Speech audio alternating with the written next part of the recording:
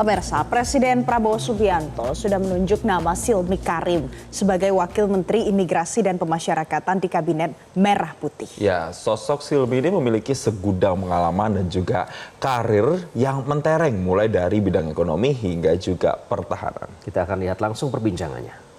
Karim, Wakil Menteri Imigrasi dan Pemasyarakatan. Presiden RI Prabowo Subianto menunjuk Silmi Karim sebagai Wakil Menteri Imigrasi dan Pemasyarakatan mendampingi Komjen Pol Agus Andrianto di posisi Menteri. Silmi Karim lahir di Tegal pada 19 November 1974. Silmi merupakan alumni Fakultas Ekonomi dan Bisnis Universitas Trisakti Angkatan 1992 dan Universitas Indonesia, lulus pada 2007 dengan gelar master. Dengan latar belakang serta pengalamannya di bidang ekonomi, Silmi diminta untuk melakukan supervisi atas proses transformasi dari bisnis-bisnis yang dimiliki oleh TNI. Saat itu, Silmi diangkat sebagai anggota tim supervisi transformasi bisnis TNI pada tahun 2007. Ini menjadi awal perkenalan Silmi dengan dunia militer Indonesia. Pada tahun 2009, Silmi bergabung di Kementerian Pertahanan yang saat itu bernama Departemen Pertahanan. Atas prakarsa Wakil Menteri Pertahanan saat itu, Silmi menempuh pendidikan kemiliteran dan pertahanan di sejumlah institusi luar negeri. Ia sempat mengenyam pendidikan di NATO School di Jerman, Harvard University, hingga Naval Postgraduate School di Amerika Serikat. Usai kembali ke Indonesia, Silmi menjadi salah satu pakar di bidang manajemen pertahanan dan keamanan nasional. Di bidang pertahanan, Silmi juga pernah menjadi anggota tim asistensi Komite Kebijakan Industri Pertahanan atau KKIP. Silmi juga turut merancang Undang-Undang Nomor 16 Tahun 2012 tentang Industri Pertahanan.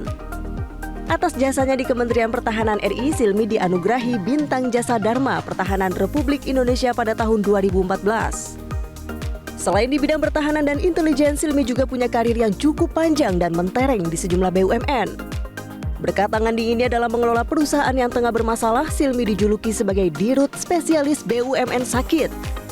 Di tahun 2023, Silmi Karim menjabat sebagai Dirjen Imigrasi di Kementerian Hukum dan HAM dan sejak Oktober 2024, ia resmi menjabat sebagai Wakil Menteri Imigrasi dan Pemasyarakatan dalam Kabinet Merah Putih. Ya, memang imigrasi dan pemasyarakatan itu bukan hal yang mudah untuk diurus ya. Betul. Tapi pertanyaan besarnya adalah bagaimana kemudian strategi dari Wakil Menteri Imigrasi dan juga Pemasyarakatan dalam mengoptimalkan kualitas pelayanan publik dan juga menguatkan sistem pembinaan di rumah tahanan negara dan lembaga pemasyarakatan. Jadi kita akan simak ya pemirsa, ini dia bincang-bincang Febrian Ahmad dalam segmen Ketok Pintu bersama Wakil Menteri Imigrasi dan Pemasyarakatan.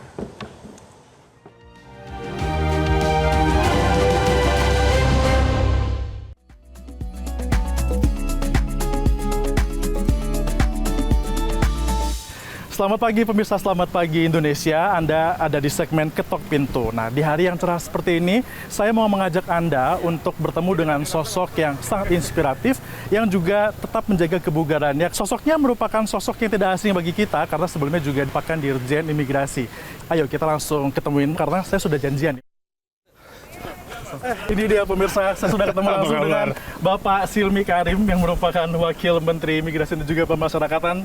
Selamat pagi Pak. Ini selamat pagi. Jam segini udah lari, emang sudah terbiasa Pak ya untuk menjaga kesehatan tubuh Pak ya. Itu rahasianya untuk tetap bugar seperti ini kayaknya. Jadi saya start jam 6, itu lari pagi, startnya dari sini, finishnya juga di sini. Ya kurang lebih antara 5 sampai 10 km. Gitu. Ini pasti selalu menjaga kesehatan, apakah karena memang sekarang menjabat pekerjaan yang baru, amanah yang baru sebagai wamen atau gimana Pak? Sebenarnya memang saya suka olahraga, terus kemudian menjadi sangat rutin itu sejak pandemi. Oke. Ya bersepeda, terus kemudian jalan cepat, lari, terus kemudian ya sekarang nge-gym, karena kan kalau usia bertambah itu kita perlu memperkuat otot-otot kaki. Betul. Ya, agar nanti ketika kita lanjut usia itu tetap bisa posturnya baik, terus kemudian juga kakinya juga bagus untuk jalan. Karena kan banyak orang tua itu agak bungkuk atau kemudian jalannya sakit. Itu karena tidak dilatih semenjak usia dimulai 40-an. Harus dilatih Pak ya. Harus Kayak dilatih. lebih enak kalau misalnya kita juga sambil jalan-jalan dikit Pak ya, jogging Boleh. sedikit Pak ya. Yuk. Pak Silmi. Nah, Pak Silmi kan ini kan Pak Silmi sekarang menjabat sebagai wamen, tapi sebenarnya sebelumnya juga adalah Dirjen Imigrasi. Nah, transisinya pasti mudah dong Pak untuk Bapak, gimana tuh? Iya, sebenarnya ini meneruskan aja dari apa yang saya kerjakan sebelumnya, terus kemudian ditambah ada satu tambahan Direktorat Jenderal yaitu pemasyarakatan, yang mana ini adalah mengurusi warga binaan atau kalau zaman dulu itu namanya narapidana. Ya ini kan sebenarnya adalah suatu tugas yang tidak mudah karena banyaknya isu di pemasyarakatan. Ya, dan juga kita harus bisa memiliki satu terobosan ya dalam hal pembinaan, ya karena saat ini khususnya warga binaan narkoba itu jumlahnya itu lebih besar daripada yang pidana. Tapi kan Pak Silmi, ketika Presiden memberikan amanah ini kepada Anda, ada tidak prioritas dari Presiden Prabowo Subianto untuk imigrasi dan juga pemasyarakatan?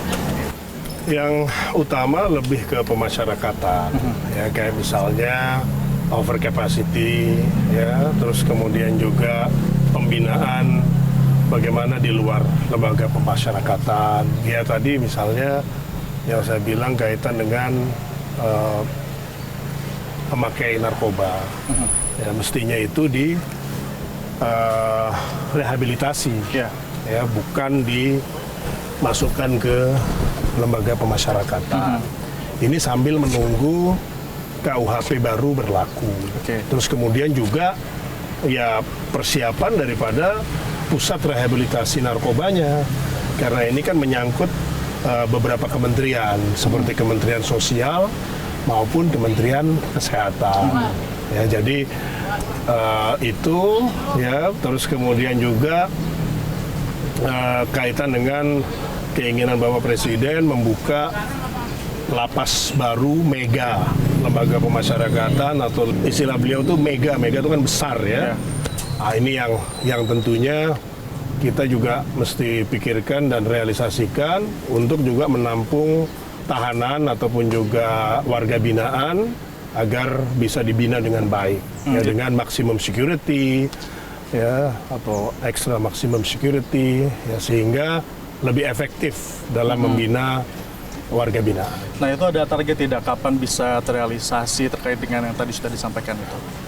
Ya, untuk tahap awal Pak Menteri ya bersama saya itu ada beberapa kebijakan-kebijakan yang kiranya bisa langsung direalisasikan ya, kaitan dengan pemasyarakatan, baik juga itu untuk imigrasi. Ya, kalau imigrasi sebenarnya secara umum itu sudah tertata ya, 20 bulan saya menjadi dirjen itu sudah cikal bakal maupun juga proses penataannya itu sudah cukup berjalan ya. Tinggal bagaimana menjaga konsistensi dan terus memperbaiki, karena waktu itu salah satu fokusnya adalah digitalisasi. Terus kemudian di pelayanan dan juga pengawasan. Ya, kata kunci yang tadi saya tangkap adalah konsistensi. Nah, kalau ngomongin konsistensi, saya jadi ingat Bapak juga sempat konsisten beberapa kali ini bahkan mendapatkan julukan sebagai dirut dari BUMN yang sakit. Nah, itu kenapa Pak? Kok bisa ada julukan seperti itu untuk Pak Silmi? Ya, dulu memang dikasihnya itu yang sakit-sakit ya, untuk kemudian disembuhkan. Gitu. Cuman ya namanya sakit terus kemudian sembuh, ya ini kan harus ada rawat jalan, diteruskan perawatannya gitu ya, supaya bisa terus baik ya. Waktu pindah dari BUMN ke imigrasi ya, sebagai dirjen imigrasi waktu itu kan setelah Pak Presiden Jokowi menyampaikan kekecewaannya di media kan terhadap imigrasi. Nah, kemudian saya ditunjuk, ya alhamdulillah bisa lah melakukan perubahan-perubahan yang terlihat nyata kan sekarang, kayak misalnya di bandara sudah tidak ada lagi antrian, bisa melewati autogate. Kemudian aturan-aturan yang tadinya banyak rekomendasi yang menyulitkan pemohon sekarang sudah boleh dibilang tidak ada. Kemudian juga ada immigration lounge yang dulu Sabtu Minggu itu nggak ada pelayanan, sekarang ada. Ya, di beberapa tempat di mall kita bikin, bahkan di beberapa UPT Sabtu Minggu itu buka, ya memberikan pelayanan. Ya, dan juga hal-hal lain yang mungkin dulu tidak pernah dirasakan, sekarang sudah rasakan bedanya. Nah, kalau kita ngomongin soal digital juga, Pak Silmi Karim ini pemirsa ini juga merupakan salah satu sosok yang cukup aktif di sosial media. Tapi bukan cuma sekedar aktif, karena konten-kontennya Pak Silmi Karim ini konten-kontennya juga edukatif, Pak, ya, seperti itu. Nah, kenapa memilih konten-konten yang selain edukatif, tapi juga bisa sekaligus mengedukasi masyarakat? Ya kan, saya pengen Indonesia maju. Apa yang saya alami dan kemudian efektif dalam memimpin satu organisasi, perusahaan maupun juga birokrasi, saya share gitu, supaya kalau ada yang kiranya bagus buat di copy gitu ya, dijalankan gitu kan. Kayak misalnya bagaimana rapat yang efektif gitu kan, terus kemudian bagaimana mengambil keputusan. Ya, itu karena pengalaman-pengalaman yang saya dapat waktu saya juga ada di beberapa kementerian lembaga. Saya tuh udah 8 nih sekarang kementerian lembaga yang pernah saya bertugas gitu ya. Nah, itu kan saya punya pimpinan. Nah, itu saya ambil yang bagus gitu, yang cocok buat saya. Terus bagaimana efektivitasnya. Terus saya juga banyak baca buku literatur ya mengenai leadership ya. Kenapa enggak kalau saya sharing? Kan kalau Indonesia maju bagus kan, bagus juga buat kita semua. Artinya gitu. Pengalaman memang nggak bohong ya, Bapak dan juga pemirsa ya. Setelah ini saya mau ngonten dulu sama Pak Silmi Karim. Pemirsa, Anda jangan kemana-mana, tetap bersama kami di Selamat Pagi Indonesia.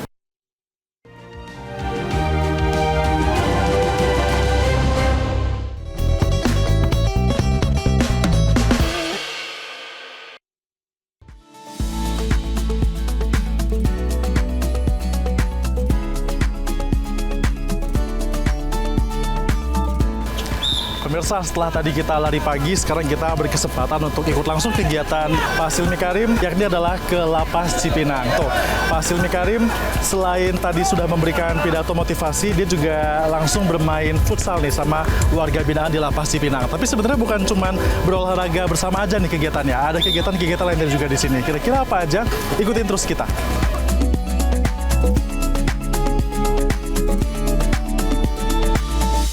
Saya masih bersama dengan Pak Wamen Silmi Karim. Sebenarnya Bapak kedekatan dengan warga Lapas seperti apa sih? Pasti nggak tadi main bola bareng, terus juga memberikan motivasi, ulang tahun dikasih surprise, gimana Pak?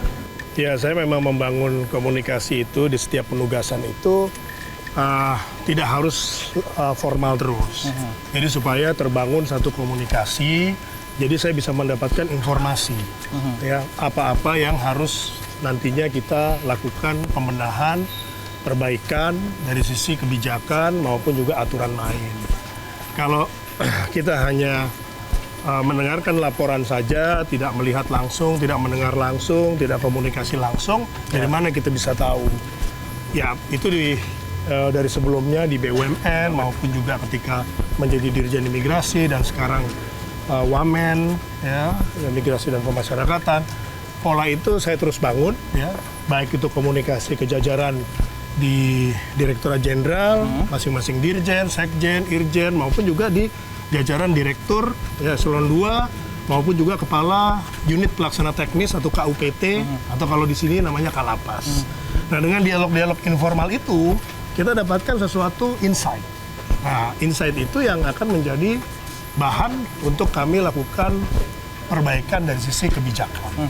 Nah, sebagai pimpinan, khususnya Pak Menteri, saya membantu beliau sebagai wakil, itu kan perlu dapat informasi yang lengkap supaya aturan main atau kebijakan yang dilaksanakan itu bisa sesuai ya dengan apa yang kira-kira dibutuhkan. Nah, biasanya dalam ketika belanja permasalahan yang paling sering dijumpai oleh warga binaan itu apa ya Pak? Ya, kalau yang sekarang suka rame dan banyak masukan juga melalui sosial media ke saya, ya itu kan kaitan dengan penggunaan narkoba di dalam lembaga pemasyarakatan. Kalau di imigrasi itu kaitan dengan layanan, ya hal-hal yang terus lah gitu kita perbaiki. Ya, kalau kita ingat dulu misalnya di imigrasi kan di Bali ada isu mengenai warga negara asing, ya. Terus akhirnya kan sekarang relatif lebih sepi, lebih tertata, lebih optimal pengawasannya, ya. Masih ada PR, ya, tetapi we are on the right direction. Nah, kalau hubungannya dengan pemasyarakatan, kan ini kita baru 1 bulan, ya, menjabat, sehingga dibutuhkan juga satu upaya yang tidak sama, ya kan? Kan nggak mungkin mau ingin hasil lebih baik tapi menjalankan suatu hal yang sama, gitu kan? Nah, salah satu yang nggak sama ya kita olahraga bareng, ya, terus kita dekat, kita himbau, kita motivasi, ya, supaya mereka itu melihat ke depan itu dengan optimisme, dengan positif, melupakan yang ke belakang, tidak mengulangi lagi, ya, dan ke depan itu bisa menjadi bermanfaat. Pak, Bapak kan sebelum hari ini ke Cipinang, kemarin sudah sempat ke rutan yang ada, lapas yang ada di Salemba juga. Nah, temuannya di situ apa, Pak? Dan apa yang perlu dievaluasi? Pasti kalau kita bicara mengenai pemasyarakatan ataupun juga rutan, itu kan adalah bagaimana menjalankan SOP dengan baik, khususnya dalam hal menjaga agar warga binaan atau yang sedang ditahan itu tidak bisa keluar. Ya, baik itu SOP dalam hal menyangkut fasilitas, ya, apakah sudah memadai, di mana titik-titik potensi resikonya. Kemudian yang berikutnya adalah bagaimana anggota kita itu menjalankan prosedur itu dengan baik. Ada lagi satu lagi, pemeriksaan, ya, yang dilakukan oleh petugas. Nah, itu memang perlu ada kedisiplinan, ada training, ya. Karena saya mendengar agak kurang training terhadap petugas. Dan jumlah petugas yang belum memadai, belum ideal. Nah, ini nanti yang kita akan lakukan di samping memecahkan masalah over capacity, ya. Kemudian juga yang kaitan dengan penambahan jumlah anggota dan training. Ini harus selalu rutin, sehingga dengan adanya training, kemudian adanya SOP yang dilaksanakan dengan konsisten, ya, terus menerus, ya, ini akan pasti mengurangi faktor resiko yang namanya warga binaan atau tahanan itu keluar. Ya. Kemudian isu-isu kaitan dengan penggunaan handphone, ya. Ini kan 13 arahan menteri sudah jelas bahwasanya kaitan dengan handphone itu adalah memang secara aturan itu dilarang. Ya. Nah, bagaimana agar pelarangan itu bisa terjadi, bisa jalan? Nah, ini kan harus ada titik temu. Ya. Bagaimana mereka bisa mengakses alat komunikasi? Disediakan oleh rutan atau lapaskah? Atau diberikan waktu khusus, ya. Tetapi kemudian ketika mereka masuk ke sel atau masuk ke blok itu dititipkan, ya, sehingga ada pendekatan-pendekatan baru. Ini sedang lagi dirumuskan, ya. Kita tunggulah. Ini kan masih 1 bulan, ya, masih ada beberapa bulan ke depan yang kita akan lakukan bersama-sama Pak Menteri, baik, agar bisa memberikan perubahan yang signifikan bagi pelayanan maupun juga tugas fungsi kita di imigrasi dan pemasyarakatan. Perubahan signifikan itu, Pak, ya, yang dinantikan oleh masyarakat, khususnya bagi warga binaan di sini. Nah, setelah dari Lapas Cipinang, kita akan kemana? Jadi kita mau ke Pondok Indah Mall, Immigration Lounge. Ini adalah konsep imigrasi yang baru diluncurkan mulai bulan Juni. Tapi sekarang sudah ada 4. Ada 4. Pelayanan Sabtu Minggu di dalam mall, dengan bentuk pelayanan yang berbeda. Ya, dan ingat loh, ASN atau pegawai negeri kerja Sabtu Minggu. Sabtu Minggu. Tahan dulu, Pak, jangan banyak-banyak, Pak, karena kita akan ulas selengkapnya seperti apa di sana. Usai jeda pariwara yang berikut ini, tetaplah bersama kami di Selamat Pagi Indonesia. Mari, Pak.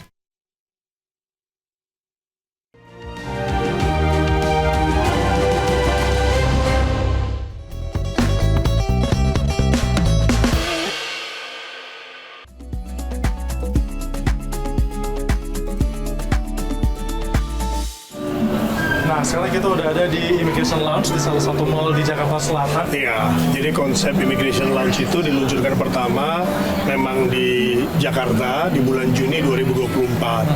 Jadi kita mau memberikan kesan pelayanan yang tidak kesannya itu pelayanan pemerintah. Jadi memang friendly dengan interior yang kesannya itu juga seperti bank ya, seperti private sector. Terus kemudian yang istimewanya itu 1 jam jadi. Itu mendaftar di M-Paspor. Ya, itu tadi saya tanya, itu baru daftar 2 hari lalu. Hari ini sudah bisa buat dan lagi menunggu, jam lagi jadi. Nah, Pak, yang sempat viral di media sosial juga kemarin adalah soal tarif memperpanjang atau membuat paspor. Ada isunya kemarin akan naik dari Rp650.000 menjadi Rp950.000. Mumpung dengan Bapak nih, Bapak bisa klarifikasi nggak soal itu, Pak? Oke, jadi waktu kita perpanjang dari 5 sampai 10 tahun, sebenarnya kan tarif yang kemarin 650 untuk paspor elektronik itu untuk tarif 5 tahun. Jadi kemudian dibuat 10 tahun, ya itu adalah untuk uji coba. Setelah lancar uji coba 10 tahun, maka sekarang tarifnya ada 2. Yang 5 tahun nggak naik, tetap 650. Ya, yang 10 tahun jadi 950. Gitu. Jadi itu memang tarif yang ada dari zaman dulu. Nah, ketika dilakukan perpanjangan dari yang semula paspor itu 5 tahun jadi 10 tahun, itu memang belum dikenakan tarif.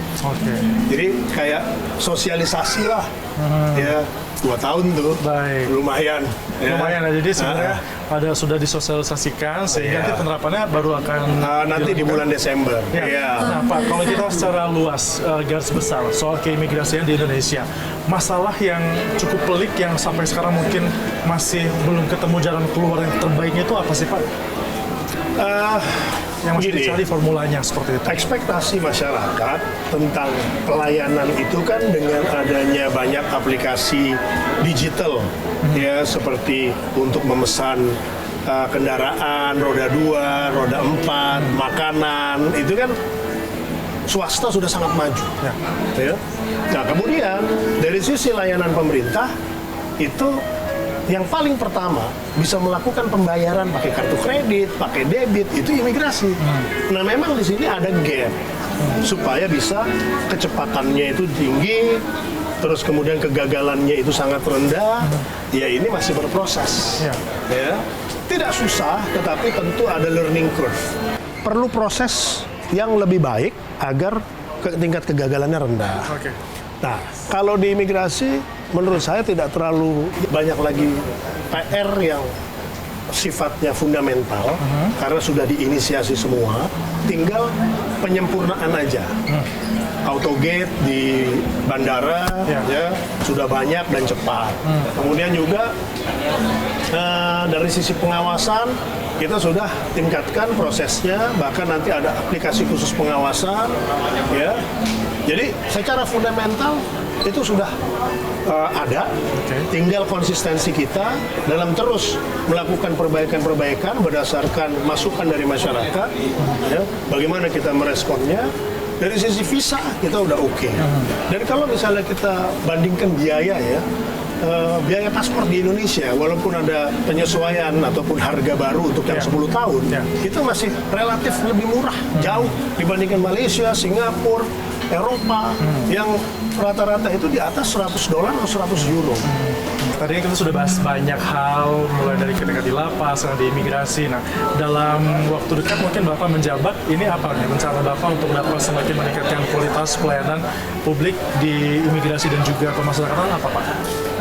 Gini, ada beberapa peraturan yang on the pipeline, ya, yang akan kita keluarkan.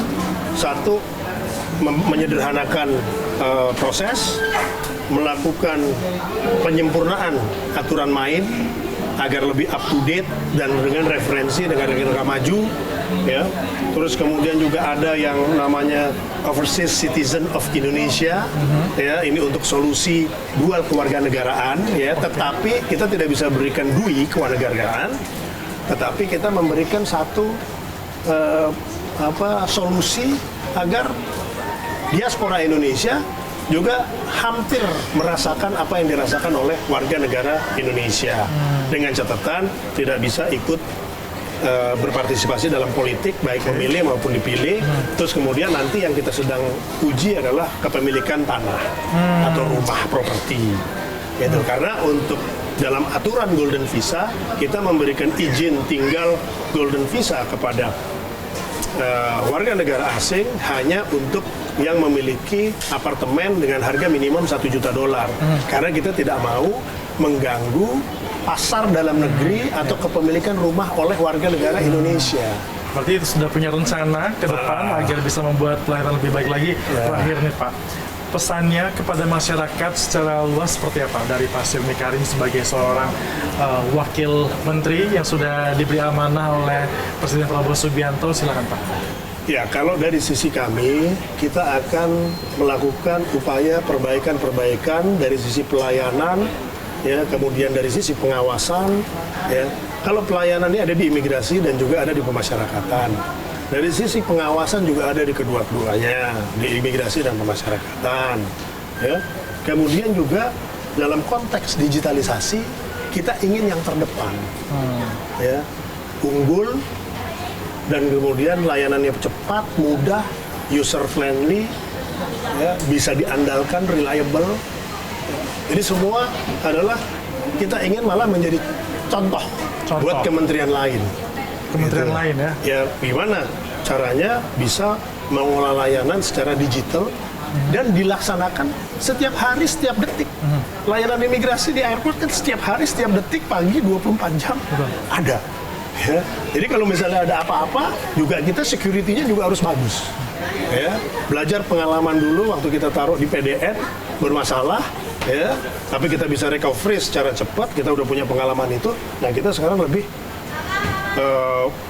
meningkatkan lagi proses mitigasi pengamanan dalam konteks data. Itu juga dilakukan. Gitu. Pengamanan data juga penting dilakukan, apalagi ini sekarang di era seperti ini Pak ya, dan semoga ini bisa menjadi contoh untuk kementerian lainnya Pak ya. Pak Silmi Karim, terima kasih sudah bergabung bersama kami. Sama-sama, di terima Selamat kasih. Pagi Indonesia Metro TV. Pagi sampai siang nih keliling kita. Iya, itulah dia Pak ya, spesialnya kita. Mudah-mudahan nggak capek dan tidak Enggak membosankan. dong Pak, mengikuti kegiatan Bapak, jadi masyarakat juga teredukasi, semuanya juga tahu nih, ternyata seorang wakil menteri itu seperti ini loh pekerjaannya begitu. Pemirsa, itu dia bincang-bincang kita bersama dengan Pak Silmi Karim. Tetap saksikan terus Ketuk Pintu hanya di Selamat Pagi Indonesia Metro TV. Terima kasih dan sampai jumpa. Terima kasih. Terima kasih Pak. Terima kasih.